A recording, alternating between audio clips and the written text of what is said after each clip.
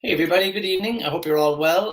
You thought you'd seen the last of me. Last week, I said goodbye at the weekend. We had a lovely weekend, finished off our masterclass on Friday, and I'm really delighted. We have a long list of people who we have welcomed into the academy, and I know there's a lot of other people who are waiting like 4 and 5 days to get some investments transferred and various little bits and bobs. So the group of people who are joining us from last week's masterclass is growing and growing, and you're all very welcome. And I'm looking forward to getting to know you better over the next days and weeks and months. And for some of you, over a year. We've got people who joined our 12-month package, which has been extended to 15 months. So we'll be really well used to each other in a short time, and we'll be really well used to each other for a long time. I think of my team with Laura, who's actually here now. She arrived over from England yesterday. I think it's 3 years since we met. It would be more, maybe 4 years. It's gone by in a flash. Megan, 2 years coming up in November. Elaine and Dusan, 2 years coming up next January. It's gone by quite fast, but a lot has changed in a very short time. So I want to say welcome aboard to everybody, and I want to say to you guys who is maybe on the fence, whatever, just talk to your success advisor. Don't be in indecision. Let them help you. Let them talk to you. They can, if there's anything they need that you need questions that could be escalated to me, they'll do that as well. I've been on the phone with people in all different countries and all different regions, and just having a quick chat and saying, yeah, look, you know what, this probably isn't the best time for you. And then another person, I'm like, yeah, this is absolutely the best time for you. So we'll meet you where you're at. So let us have those conversations and check your messages, and let's have a chat. So we're going to finish off today by talking about an increasing life. Increasing Life is a chapter from one of my favorite books called The Science of Getting Rich by Wallace Wattles. And I really want you to pay attention to this. It's a very powerful, underappreciated chapter of an extraordinary book. This is the book that inspired the movie The Secret. The Science of Getting Rich by Wallace Wattles inspired The Secret. So let's listen in. Chapter 5, Increasing Life. You must get rid of the last vestige of the old idea that there is a deity whose will it is that you should be poor, and whose purpose may be served by keeping you in poverty. God loves you and wants you to live an abundant life. The intelligent substance, so people say energy, spirit, universe, all that sort of stuff. That substance, that non-physical substance that we know is there, which is everything, and it lives in everything. It lives in you. It is a consciously living substance. Being a consciously living substance, it must have the natural and inherent desire of every living intelligence for the increase of life. I've got ash trees, ash plants. I found them in the we call it a dike. It's a little brook beside my house, where water flows down. And I brought them from. I went with my wife to visit a friend of hers who's got a big plantation of ash plants, and I pulled these from the ground. They're little saplings, and I pulled them from the ground. I brought them home, so they're bare root trees, shall we say? And I just put them in water, and they kind of, nice water, good clean water, and healthy water. Ready, it's a kind of a spring, until I get ready to plant them. And that living substance in that plant and in those roots and in that water, it knows only one thing, and it's to increase the life of that ash sapling into an ash tree. That's it. We've got 2 little Jack Russells here. You saw them on Friday night walking along my couch. Ginger and Ben, they're with us 3 weeks.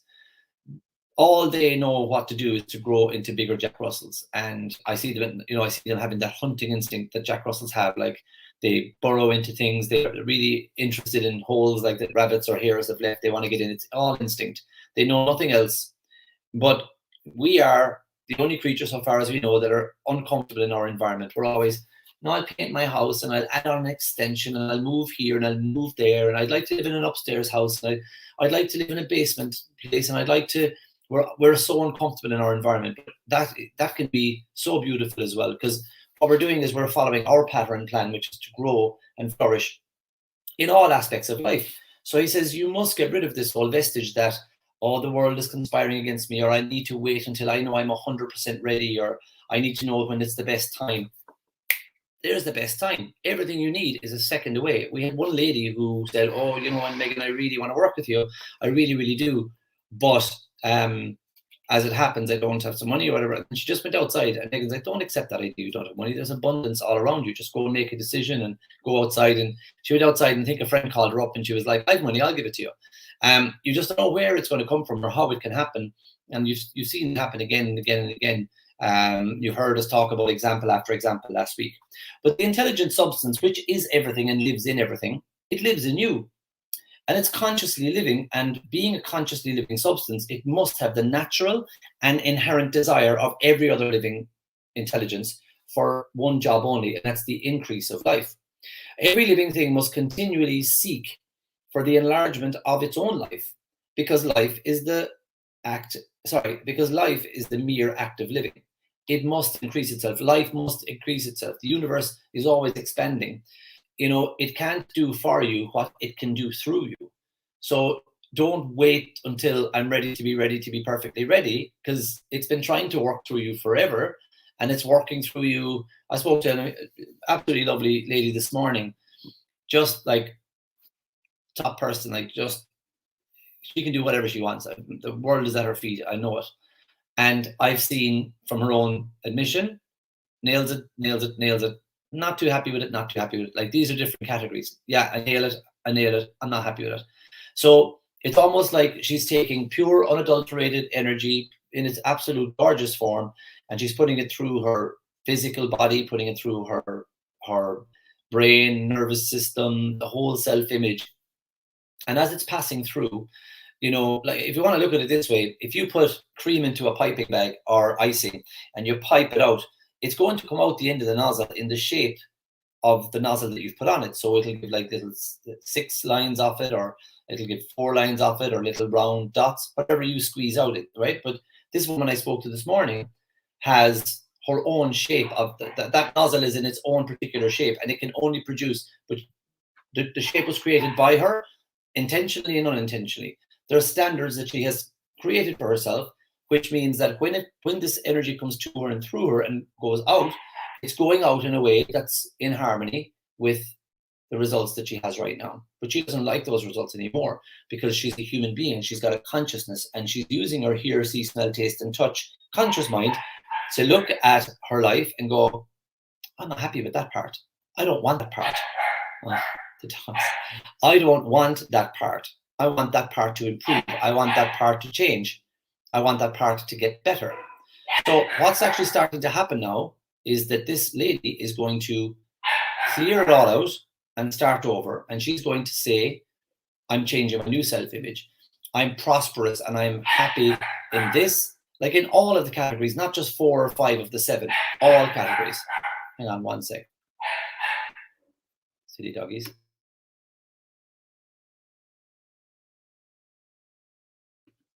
We'll see what's the matter. My family are going to a football match, so I'm home alone. We were supposed to be live last night at 7, but something came up. What are you barking about? Quit it. Can you not see I'm on a live call with 20 people? So anyway, guys, that's the increasing of life. Now listen a little more. Every living thing must continually seek for its enlargement of its life, because life is the mere act of living. It must increase itself. A seed dropped into the ground springs into activity, and the act of living produces 100 more seeds eventually. So I got onions outside. I planted a set last year.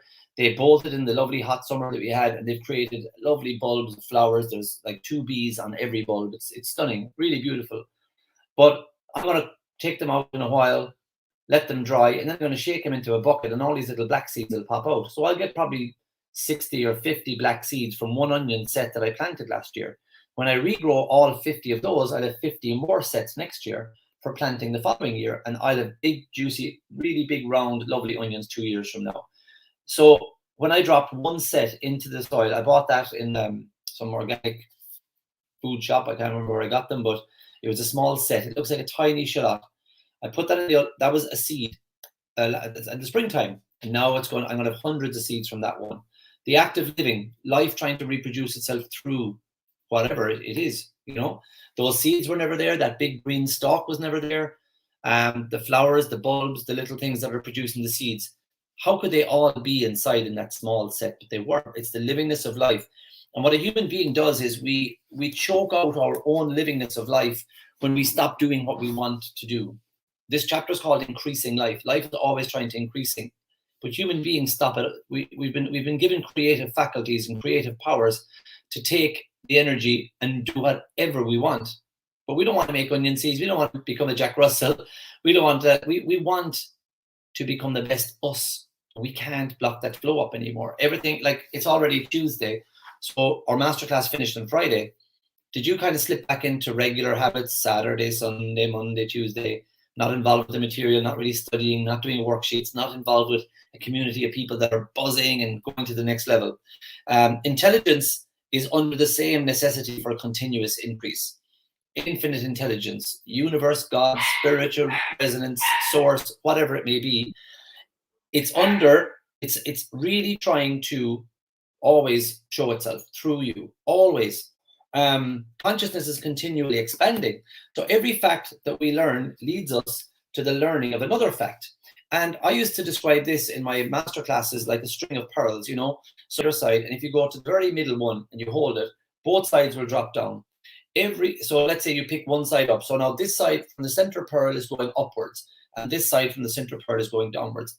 Every positive thought is connected to the next one, and it keeps going up. And every idea you go into has thousands of more ideas in there. Just like my little one set, which is about the size of my thumb, a little onion set that I put in the ground, has got this big fat stalk because it bolted. It's got this huge stalk. It's got this massive bulb on top full of onion seeds for the next 2 years. Like, that's exactly what's trying to happen for you. A lot of people are very blasé about things they've achieved in their life, but they couldn't achieve those things without taking one step into the next step, into the next step. June and I knew very little about raising kids or having kids, but, you know, God blessed us with a child called Layla 11 years ago.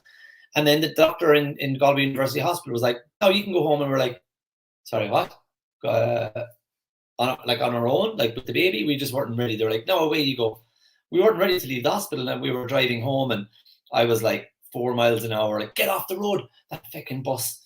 Jeez, he's crazy," you know. Like, we were just so raw and not good at it, you know. And then we got, well, I suppose we were good at it, but we just didn't know what we were doing. We went out to Barna in the west of Galway, west Galway, and brought her home. And then we probably sat there for the whole night going, "No, you make the tea. I'm going to watch her breathing, see if she's okay."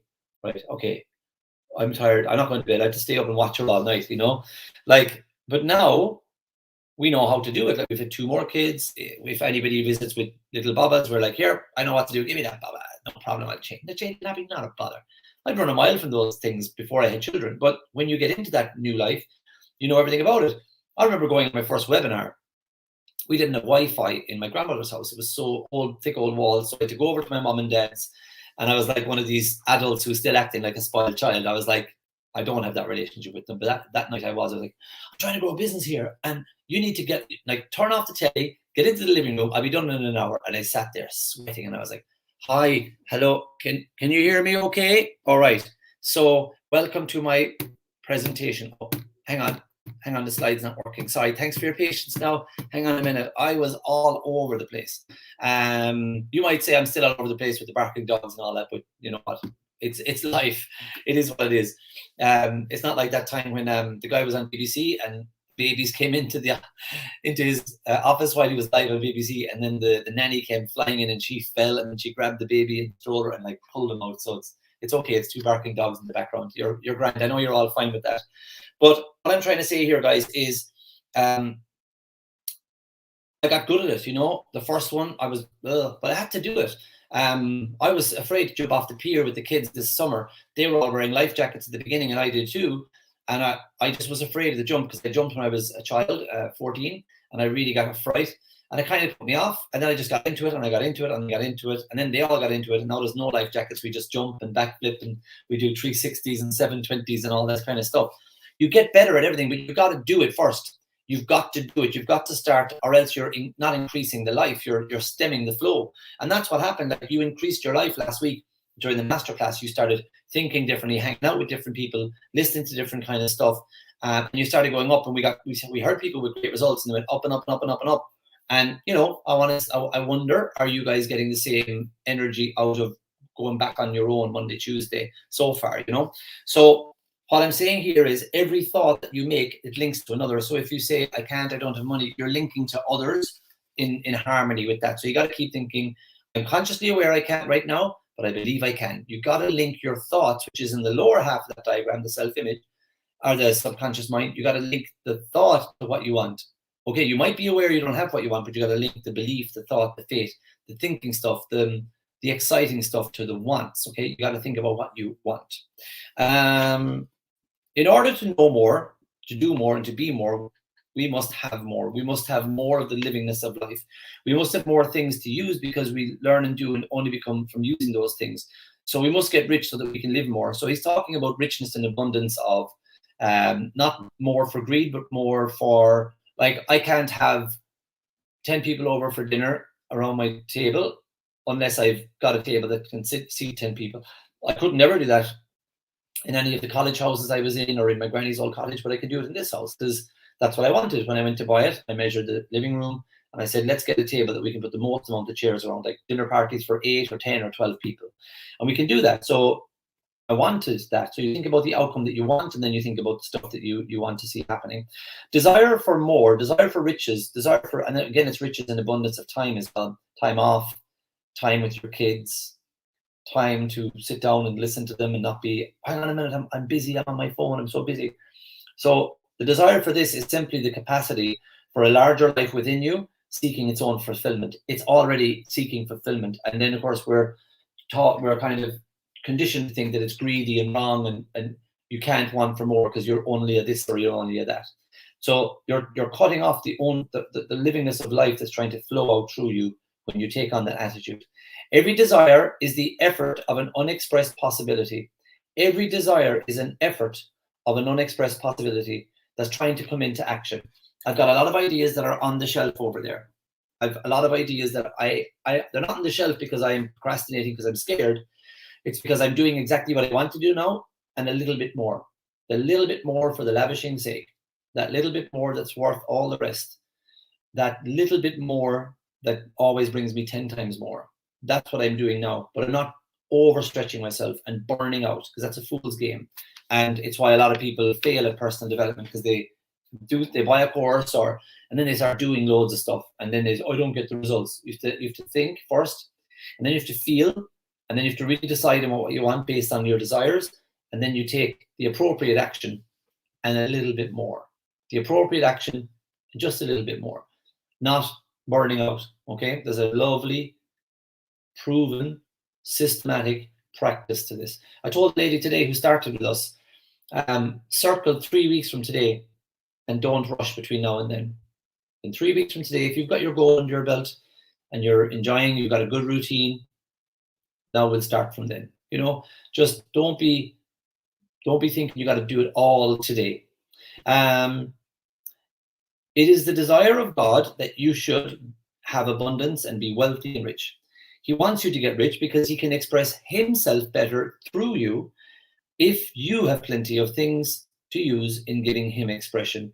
He can live more in you if you have unlimited command of the means of life. So you often hear people, I think we heard Aggie 2 nights ago saying in an interview with me that she felt that you can't give what you don't have. And because she's changed her life and increased, she's able to give to her sons and give to her husband and give to her clients. That's been my experience as well. And it's been the experience of many people that you've heard from throughout this week. So enjoy. I hope you've enjoyed this bonus session. Had our Q&A the other, Megan. We left the videos up today. Our offer closed at 12:30, but I know there's quite a few people who are in negotiations and different things with us. There's lots of emails flying around, and there's lots of deals being made. So it's not too late to reach out to your success advisor, have a chat with them and see how we're getting on, see what we can do to help you. And the last thing I'd like to say about that is just think about Monday and Tuesday this week compared to Monday and Tuesday last week. How has it been? What are you studying? What has been your daily habit? Saturday, Sunday, Monday? Have things started to decrease and go backwards like that string of pearls? Because that habit will find the next habit, find the next habit, find the next habit. Or are you on the ascendancy? Are you going up? We often hear a lot of people saying, I'm buzzing and I'm so grateful for the masterclass. I'm all ready to go and I'm fired up now. I know what can happen is that enthusiasm and buzz fades. And that's why a lot of courses out there where they get you to like do lots of things like jump up and down and go rah, rah, rah for the weekend and all that. By the time you're home, a lot of that stuff is fading because the paradigm will always bring you back to that equilibrium that it thinks you want to be at. So that's my advice. Reach out to your success advisor, get into this program, get working with us. And I've said that to a few people as well. They talked about the program. You're not investing in a program. You're investing in yourself, and you're investing in enrollment in an academy, which is not just a program, but it has accountability. It has other people. It has other clients. It has amazing questions. It has chances to meet up. It has networking. It has the best material on the planet, and you change an awful lot in a very short space of time. So that's my advice. Get onto them. Say, right, let's do this, and we'll help you. Okay, so everybody, that's a little final bonus session now. Over the next couple of days, we'll be taking all of the videos down. We'll be removing everything that's in here, and then we'll be probably scrapping the group and starting over with a new group again. But I want to thank you for being here with us, and I want you, as they say, don't take the music with you. Isn't that a saying? Don't take the music to your grave. You've got the music in you, and I want you to really go and live your life now the way you want to. The way you've been designing it over the last 7 days with us. Don't put it back on the shelf, and I'll get to it later, because it's not the life, it's not the goal, it's you. It's your experience of life. So one of my colleagues said to me one time, Declan, you love your kids, you're always talking about them. And he goes, yeah. And she goes, imagine just being in this auditorium and just taking 2 of them out the door and leaving 1 here. I was like, oh, it gives me the heebie-jeebies even thinking about it. I would never do that. She was like, that's what you're doing with your goal. You're leaving it here and you're walking away from it. I'm like, but she was right. She was right. And it changed my life, that conversation. So don't leave your life unattended. Grab it and send it in the right direction. Okay, take care, everybody. Lots of love. All the best.